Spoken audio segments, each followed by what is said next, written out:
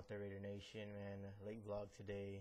Usually when Raiders have an early game, I do one right after the game. This game was just so much of an emotional roller coaster. I just had to wait, let it all sink in, and do one after work. First things first, rest in peace to our legendary owner, Al Davis. Passed away on Saturday. Love him or hate him, the guy was a legend, face of the Raiders. Whenever you mention the Raiders, of course, you got to mention Al Davis. These past few years, we struggled and stuff, and he took a lot of criticism, from fans, and everywhere else. But he did win us 3 Super Bowls, and there's no doubt he wanted to win. He's Hall of Fame. He took the Hall of Fame with 92. So he's a legend. Had a big impact on the way football is today. Big impact on the merger, AFL and NFL merger, when they merged together. So I mean, and what can I say? I mean, there's sometimes you made decisions where you scratch your heads, but you gotta stick with the team. There's a few Raider friends I talked to at work, and that some don't watch football anymore, and a couple of them were like, I used to be a Raider fan, but it's because of Al Davis that I stopped being a Raider fan.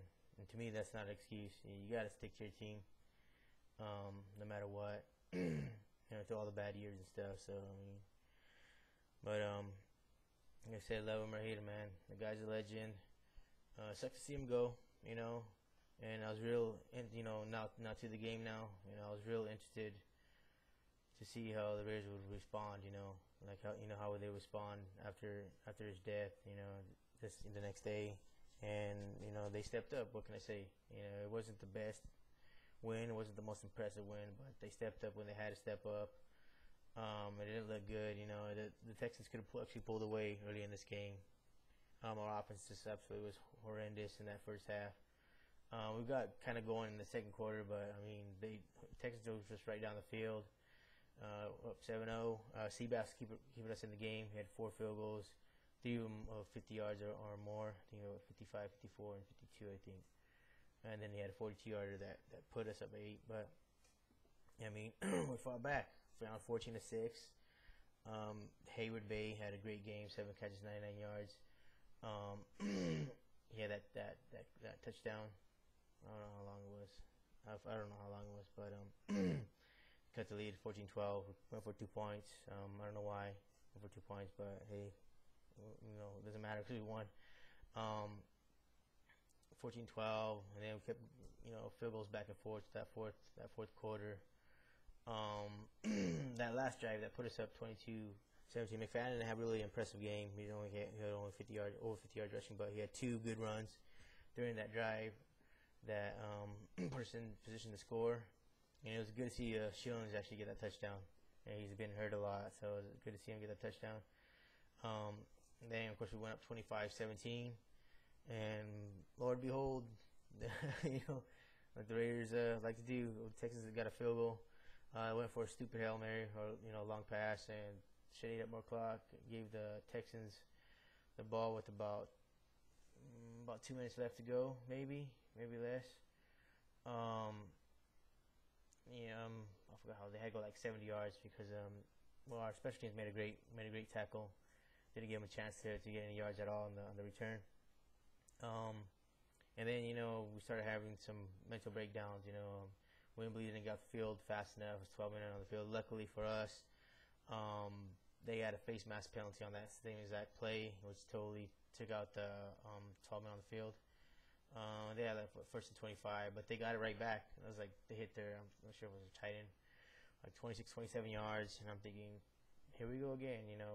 Have them right back. First and 25, they get a first down, and then Seymour comes in with the penalty, which I mean, I really don't care for that penalty that much. That rule they brought in because their NFL's baby Tom Brady got hurt, just because he got hurt, and then they finally changed the rule. You can't do that anymore. So we get a 15-yard penalty right there, but then we get it back. Because their center snaps the ball. Schaub doesn't get it. It They lose about what 19 yards. Yeah, about 19 yards, something like that. Third down, 29, and I'm listening to the last like 40 seconds. I'm listening to that game on the radio because I have to pick up my daughter. So I'm listening. I listen to when he fumbled the ball, and then I'm like, yeah, hell yeah, third and 29, and then I hear Greg Papas, say sharp goes out to his right, and he just launches it. And it's fucking. I actually seen the replay when I came back. How that tight end caught the ball. He catches the ball. One of the spectacular catches. Just there was one defender that came towards him, and he catches the ball. It was like 35 yards at the 5-yard line. And I'm thinking, diving. Here we go again, man. Deja vu of week 2 against Buffalo Bills. He spikes the ball. 7 seconds left to go, and I'm driving. I'm nervous, but I'm just keeping a still face and not showing any emotion because I'm dreading what's going to happen next. I'm dreading what's going to happen next, and then, Schaub goes back. They said, Rick Papa said he could run it, but Tavon Branch closed him out, and he throws he lobs like a little pass. I don't know to who, and then Huff comes up with a big interception, seal the game, and I was like, that's when I let it all out, was it yelling and stuff.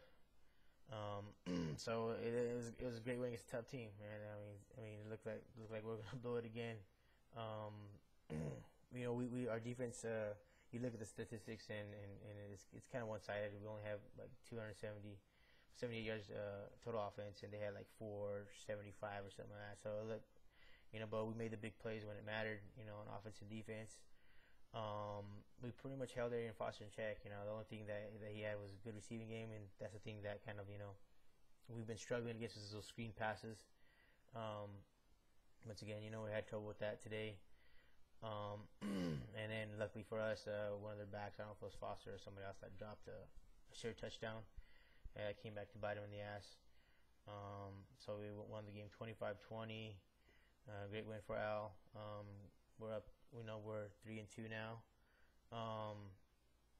We're beating 2 teams that I didn't expect to beat. And the rest of the schedule for this month is manageable. What we got next? We got Cleveland at home. We got 3 games at home with the bye in between there. 3 straight games at home. Okay, we got Cleveland, and then after that, Kansas City, bye, and Denver. Or it could be reversed. But those are 3 games that we should be favored in, that we should win if we play like we're supposed to play. Of course, there's no guarantees. But if we play like we're supposed to play, we could be 6-2, going halfway through the season. So we're proud of the way they stepped up. Great day at work today, man. Great day at work today, especially after the Texans beat the Steelers, man. To come back and beat the Texans. So that's all we're gonna say about the game. Real tired. Till next week. Hopefully we don't lay a stinker, man. Hopefully we don't lay a stinker, and we're able to just take care of business against Cleveland. Till then, till next week. This is Ronarks saying, "Go Raiders, go," and I'm out.